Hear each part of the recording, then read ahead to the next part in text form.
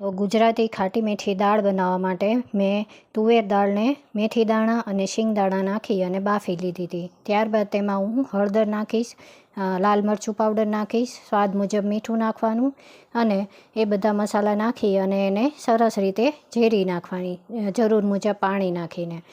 પછી એને એકદમ સરસ એક રસ થઈ જાય પછી આપણે એમાં એક મોટું ટમેટું નાખવાનું. એક મોટું ટમેટું નાખી અને એક આખું લીંબુ નાખવાનું. લીંબુ નાખી અને આ લીમડાના પાન નાખીશ. લીમડાના પાન નાખી અને આ કોથમીરનો આટલો બંચ નાખી દઈશ. આ બધું જ તમારે વધારે નાખવાનું તો જ એનો ટેસ્ટ સરસ આવે. અને આ ગુજરાતી દાળ છે એટલે એકદમ ખાટી મીઠી બને, એટલે 1 થી 1.5 લીંબુ નાખવાનું. ત્યારબાદ મેં એમાં એક આખી મોટી ચમચી ભરી અને દેશી ગોળ નાખી દીધો હતો. ગોળ જ નાખવાનો. ગોળથી દાળ એકદમ સરસ જાડી થઈ જાય છે અને ટેસ્ટમાં પણ સરસ લાગે છે. ખાંડ નહીં નાખવાની, ખાંડથી દાળ પાતળી રહે એટલા માટે દેશી ગોળ જ નાખવાનો.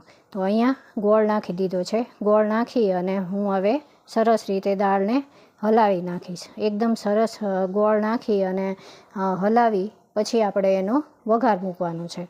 તો દાળનો વઘાર કરવા માટે મેં અહીંયા તેલ લઈ લીધું છે.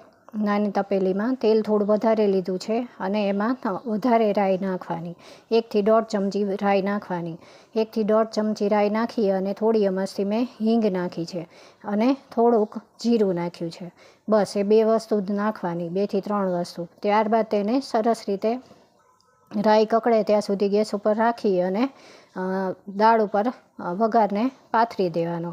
હવે એ દાળ ઉપર નાખી અને એને સરસ રીતે હલાવી અને પછી દાળને ગેસ ઉપર ઉકળવા મૂકી દેવાની. આ તુવેર દાળ છે ગુજરાતી, એટલે જેમ બને એમ ઉકળે તો જ એને ટેસ્ટ સરસ આવે, એટલે જેમ બને એમ ઉકળવા દેવાની. તો બસ હવે આપણી દાળ એકદમ સરસ રીતે ઉકળી ગઈ છે. તો આ ટેસ્ટમાં પણ બહુ જ સરસ બને છે. ટ્રાય કરજો અને મને કહેજો કેવી બની હતી.